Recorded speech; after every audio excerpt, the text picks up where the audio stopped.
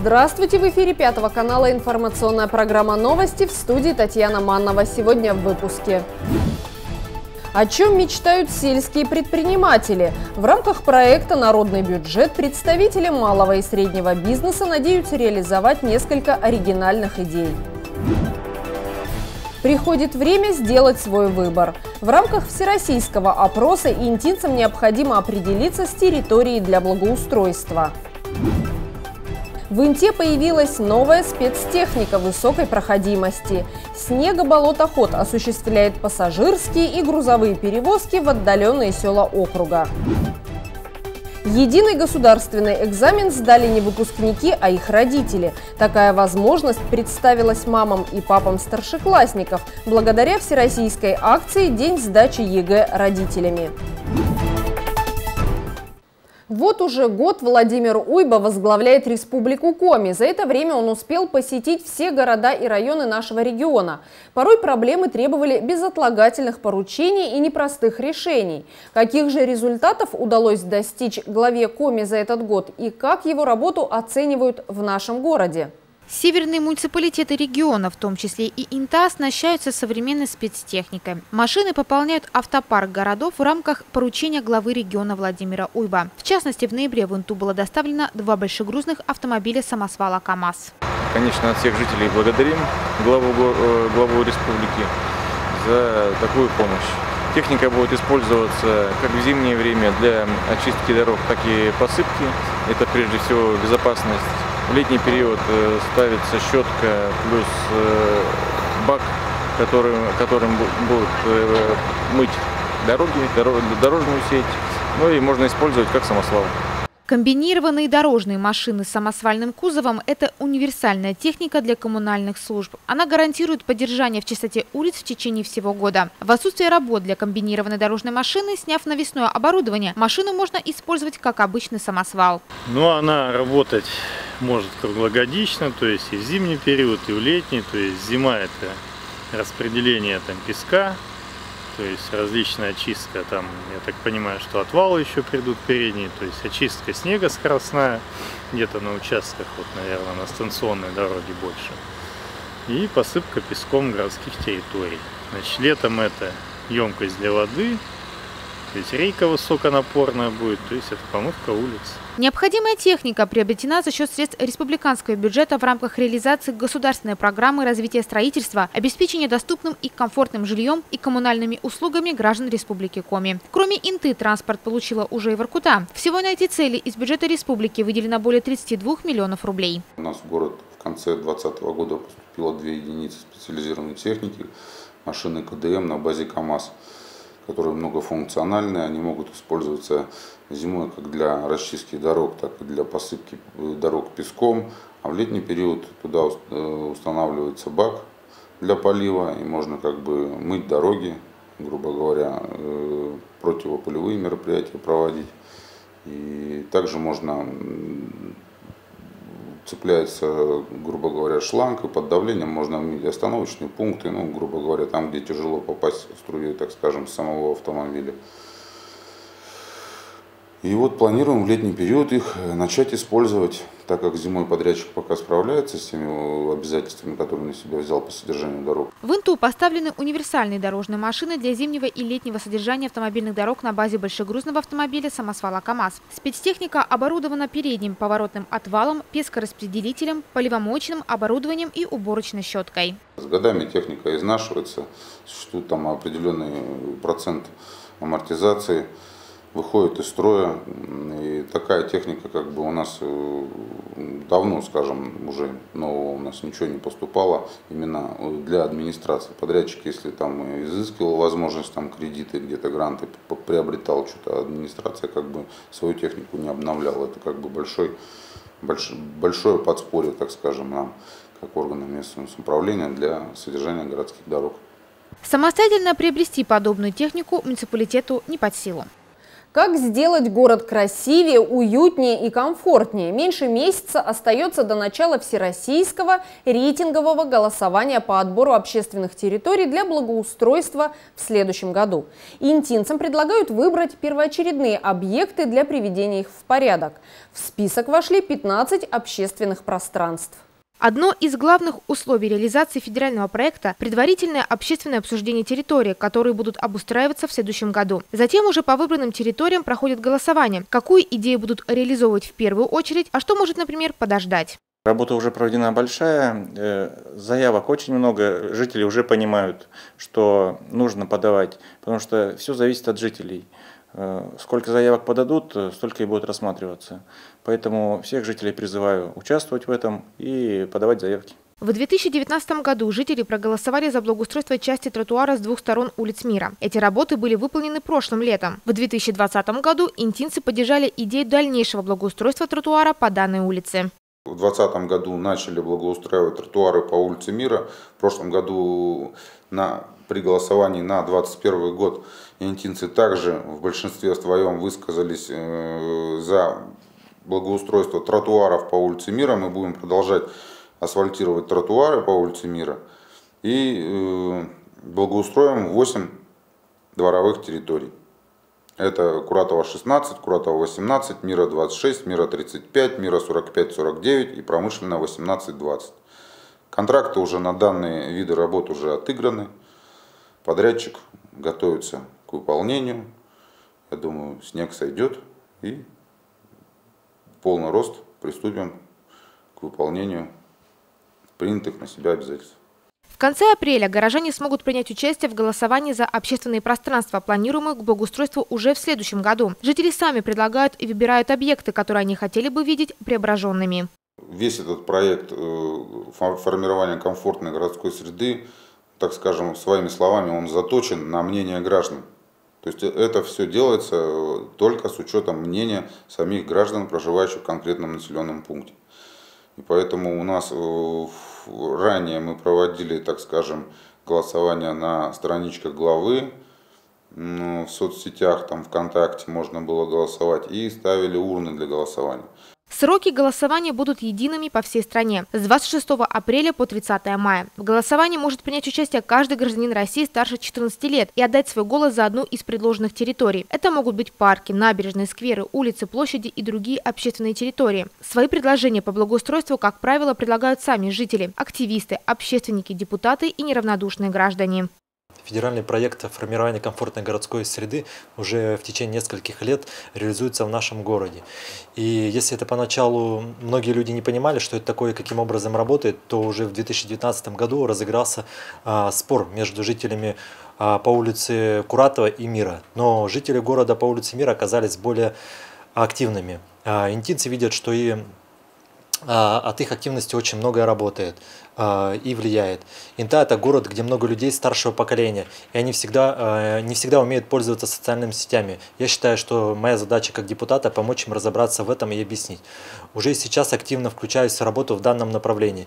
Вместе с жителями мы даже предложили несколько своих проектов, которые будут, я надеюсь, включены. Сам курирую несколько объектов, таких как тротуары по улице Мира и благоустройство по улице возле школы номер 8 и магазина «Адак».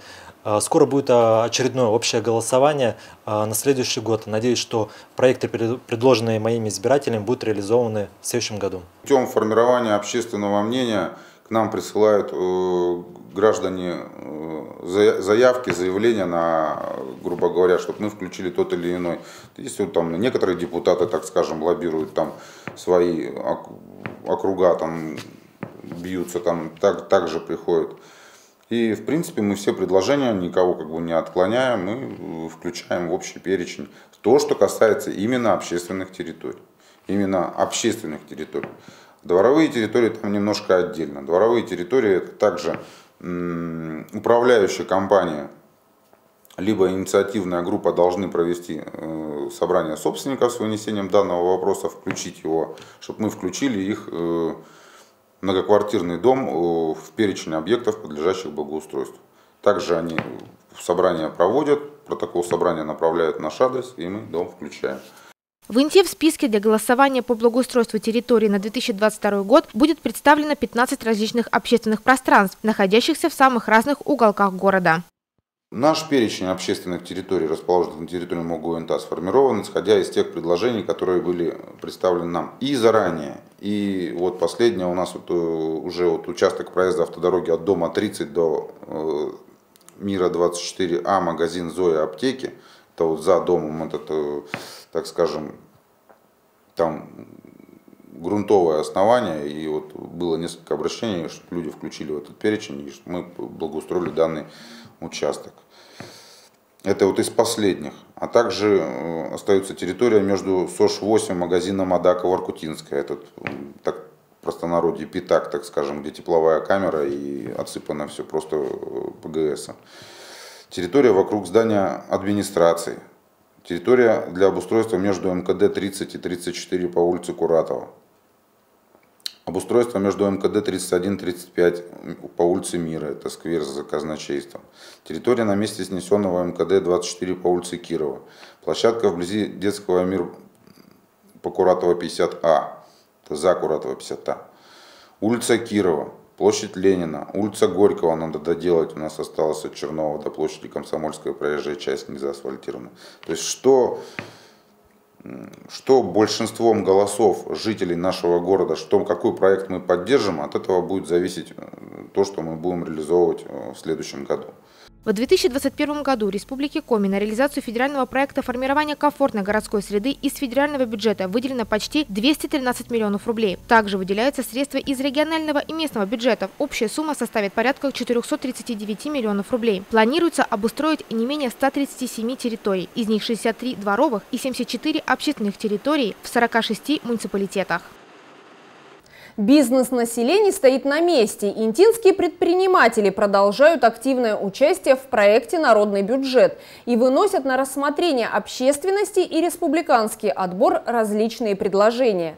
Инициативные граждане планируют развивать сельский туризм и мечтают создать в деревне Ярпияк гостевой дом, палаточный городок с русской баней. 25 марта в актовом зале администрации прошла очередная встреча с общественностью города в рамках проекта «Народный бюджет». В этот раз на обсуждение были вынесены инициативы в сфере предпринимательства. Первым вниманию горожан представили проект по развитию сельского туризма путем создания в деревне Ярпияк гостевого дома, палаточного городка и русской бани. Для дома отдыха хотим отремонтировать бывший детский садик, он сейчас закрыт, построить палаточный городок за детским садиком и построить русскую баню. Это даст работу местным жителям, минимум 3. Также планируется больше рабочих мест за счет туристов, которые будут приезжать. Это будут проводники для них.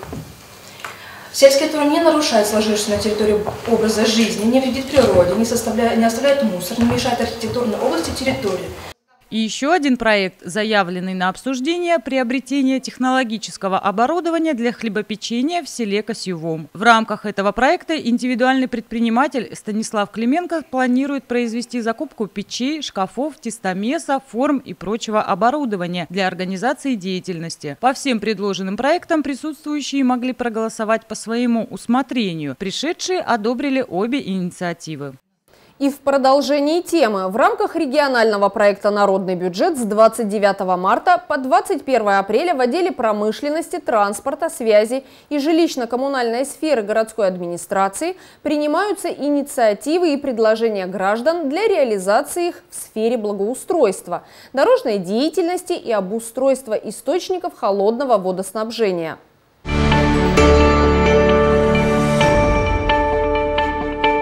Все поступившие от интинцев проекты с предложениями будут рассмотрены специалистами, в случае необходимости доработаны и представлены на собраниях граждан по обсуждению инициатив. Предложения, которые получат поддержку наибольшего числа горожан, направят на рассмотрение региональной межведомственной комиссии. Прошедшие республиканский отбор народные инициативы получат финансовую поддержку из бюджета Коми и будут реализованы в 2022 году. Всю необходимую информацию можно получить по телефону 62645 или в городской администрации. Электронный адрес pts@inta.rkomi.ru или на портале «Активный регион» signal.rkomi.ru.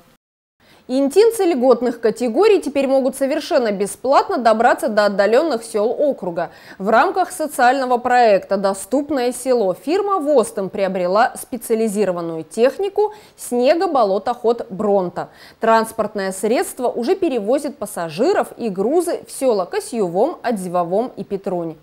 Елена Филиппова, жительница Косьювома, но на зимнее время традиционно перебирается в город. Пенсионерке приходится часто по зимнику ездить в село. Удовольствие это не дешевое. Туда и обратно путешествие обходится за 1000 рублей. Для кошелька пенсионерки приличная сумма. Теперь же у Елены Васильевны появилась возможность ездить в село совершенно бесплатно. Надо, у меня там муж, сын похоронен. Я хочу съездить на могилку.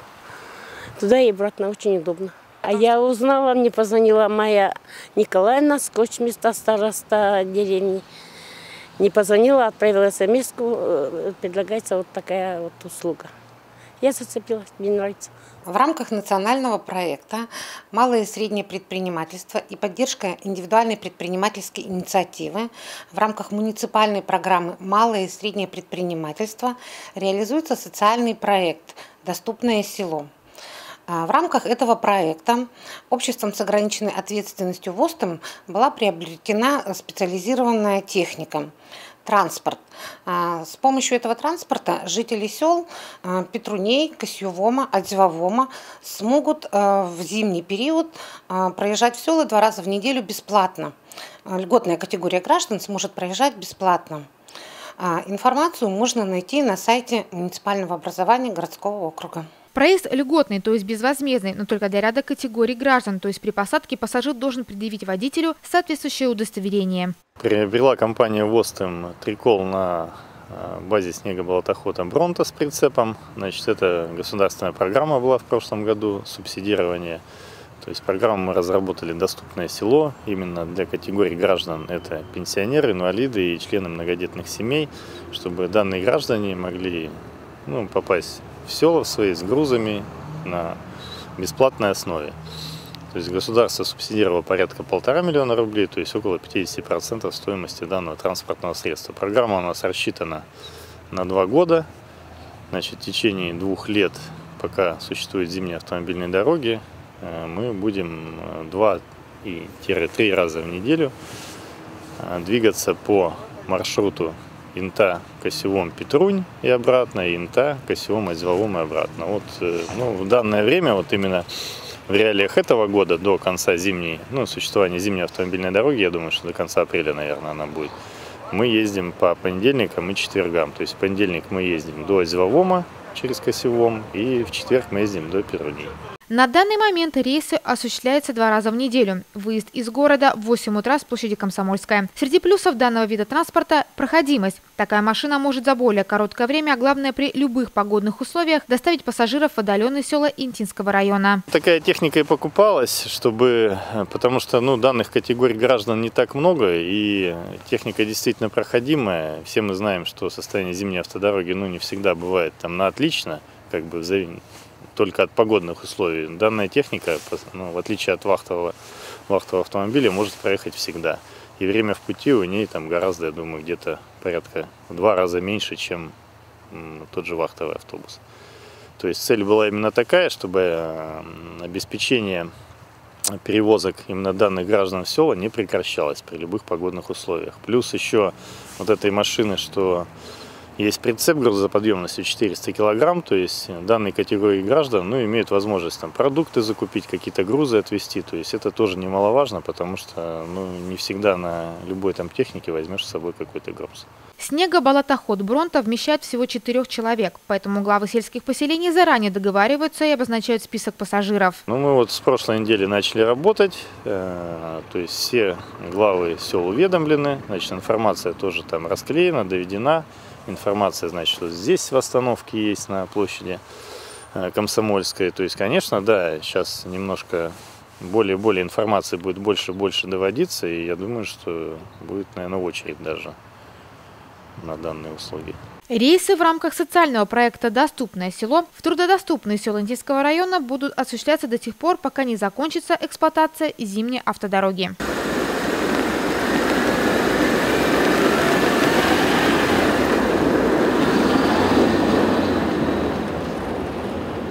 Интинцы приняли участие во всероссийской акции «Единый день сдачи ЕГЭ родителями». Подобное мероприятие проводится в Интинском округе уже в 4-й раз. В этом году его организовали на базе гимназии номер 2. Родителям старшеклассников предложили поменяться местами с детьми и самим пройти процедуру сдачи единого государственного экзамена. Цель акции – познакомить горожан с проведением государственной итоговой аттестации, показать честность и прозрачность проведения экзаменов. В ПП в день экзамена запрещается иметь при себе средства связи, электронно-вычислительную технику, фото, аудио и видеоаппаратуру, справочные материалы, письменные заметки и иные средства хранения и передачи информации. В этом году участникам акции предложили написать сокращенный вариант ЕГЭ по русскому языку за 11 класс, дающий представление об экзаменационных заданиях разных типов. Родители старшеклассников прошли через все процедуры ЕГЭ – сканирование металлоискателем, регистрацию, посмотрели, как выглядят аудитории, какие меры эпидемиологической безопасности применяются в образовательных организациях. Обстановка сдачи экзамена была максимально приближена к реальной. Обычно любой экзамен для любого из нас, и взрослого, и ребенка, является такой стрессовой ситуацией. А когда ЕГЭ, когда очень ответственно, как написать, потому что это последствия, связанные и с трудоустройством, и с обучением, и как бы с жизненным дальше движением. Поэтому, конечно, ребята волнуются. И, наверное, еще больше, чем сами дети, волнуются их родители. Потому что если ребенок постоянно находится на уроке, в процессе образования, в общении с учителем, с сверстниками, то родитель только и слышит, как сложно, как важно, как необходимо и так далее. Поэтому с 2017 года ежегодно предлагается родителям пройти своеобразный экзамен для родителей. То есть структура проведения экзамена такова, точно такая, какая она у детей во время естественного единого государственного экзамена. По словам организаторов мероприятия, родители старшеклассников приглашались не для того, чтобы проверить свои знания, а чтобы познакомиться с форматом проведения ЕГЭ, снять возможное психологическое напряжение. В этом году в связи с эпидемиологическими ограничениями акция «Единый день сдачи ЕГЭ для родителей» прошла с небольшим количеством участников. В аудитории приготовлено 10 мест. К сожалению, временные санитарно-эпидемиологические требования не позволяют нам проводить акцию в полномасштабном объеме. Требуется определенная расстановка парт, определенное минимальное количество людей. Акция, в отличие от экзамена, длится недолго. Не более 45 минут дается родителям на то, чтобы попробовать свои силы. Вячеслав Причин, единственный папа, решивший принять участие в акции, признается, что задания из сокращенного варианта ЕГЭ по русскому языку лично для него оказались не самыми простыми. Поэтому мужчина прекрасно понимает свою дочь, будущую выпускницу, которая посвящает все время подготовки к экзаменам, чтобы получить максимальное количество баллов. У меня дочь сейчас заканчивает школу, как бы будет ЕГЭ сдавать. Но я хотел просто посмотреть, мне интересно, как это все. И оказалось довольно-таки так сложно. На выполнение работы по русскому языку участникам акции давалось меньше часа. Большинство родителей справились с заданиями гораздо быстрее. В материалах представлены всего лишь 3 задания из первой части и дан текст, на основании которого родители могут попробовать написать эссе, то есть творческое задание. Его будут оценивать эксперты местные, и при желании родители смогут узнать свой результат. Конечно, их количество баллов ни в коей мере не будет браться как мерило их собственных знаний. Повторюсь, что наша задача – познакомить родителей с тем, как проходит экзамен, как встречают детей, как их рассаживают, как им объясняют то, что нужно сделать до экзамена. Поэтому мы надеемся, что после сегодняшней акции какая-то часть вопросов снимется, и дома родители поделятся со своими детьми, но также, возможно, со своими друзьями и знакомыми той информацией, на которую мы рассчитываем, что в нашем городе экзамены всегда проходят при очень благоприятной обстановке. Мы стараемся сделать все, чтобы дети могли прийти и думать только о своей победе, о своей удаче. В этом году в Инте будут сдавать экзамены около 150 одиннадцатиклассников. Самый массовый ЕГЭ по русскому языку, обязательный для всех, кто собирается поступать в вузы, пройдет в начале июня. Правда, перед этим уже 15 апреля будущим выпускникам предстоит написать итоговое сочинение, которое является допуском к государственной итоговой аттестации. Моя дочь заканчивает 11 класс, и мне хочется поддержать ее, испытать то, что они испытывают. Так спокойствием своим, наверное, поддержать. Насколько сложные были задания? Для нас, я думаю, не очень сложные, да, а для детей не знаю. Все, в принципе, я думаю, что они справятся. Большинство родителей и учителей уверены в том, что одиннадцатиклассники справятся с испытанием и сдадут все экзамены на высокие баллы. Напомним, в этом году выпускники, которые не планируют поступать в вузы, будут сдавать не ЕГЭ, а ГВ – государственный выпускной экзамен по 2 предметам – русскому языку и математике. Как говорят специалисты, ГВ – это не такая строгая форма итоговой аттестации, как ЕГЭ. Период сдачи ЕГЭ для одиннадцатиклассников стартует 31 мая и продлится по 2 июля, дополнительный с 12 по 17 июля. Делать самые важные хлопоты приятными и помогать родителям на каждом этапе развития их ребенка – одна из главных задач интинского магазина «Малыш», который находится в самом центре города по адресу улица Горького, дом 17. Здесь представлен широкий ассортимент товаров для новорожденных и для детей постарше. Магазин «Малыш» способен в полной мере удовлетворить высокие требования современных мам и пап. У «Малыша» много преимуществ. Магазин предлагает разнообразное детское питание для малюток первых лет жизни. В ассортименте более 600 наименований от зарекомендовавших себя торговых марок. Фрутоняня, Нестажен, Гербер, Семилак, Сады Придонья, Бабушкина Лукошка. Также здесь можно приобрести необходимые средства гигиены – подгузники, трусики, аксессуары по уходу за детьми, соски, бутылочки, посуду, предметы для купания и многое другое. Для меня магазин «Малыш» – настоящая палочка-выручалочка. Главным достоинством данного магазина является то, что здесь можно купить все, что необходимо для ребенка. Это и питание, и игрушки, и другие аксессуары для ребенка. Это очень удобно, так как не нужно ходить по городу с коляской и искать, где что продается. Для мамы с ребенком это очень комфортно получается. В «Малыше» представлены последние новинки из мира игрушек. Огромный выбор развивающих, обучающих, развлекательных игр от российских, белорусских, немецких и других ведущих производителей не оставит равнодушным ребенка любого возраста. Также большим спросом пользуются ватрушки, снегокаты, велосипеды и самокаты. Отличный магазин, удобное место расположения на центральной улице города. Часто гуляем по Интинскому Бродвею, заходим сюда. Глаза, если честно, разбегаются, особенно у детишек. Большой ассортимент на любой вкус и цвет. Качество игрушек радует. И самое главное, что цены не кусаются. И хотелось бы поблагодарить сотрудниц. Всегда найдут время и помогут в выборе товара, ведь его здесь очень много. Я часто играю с нерфами, пистолетиками и машинками на пульте управления. Мне очень нравится этот магазин, потому что здесь много очень выбора. Этот магазин тем нравится, что здесь все крутое. Нерфы покупали, лего пожарная, лего полиция покупали, машины на пульте управления.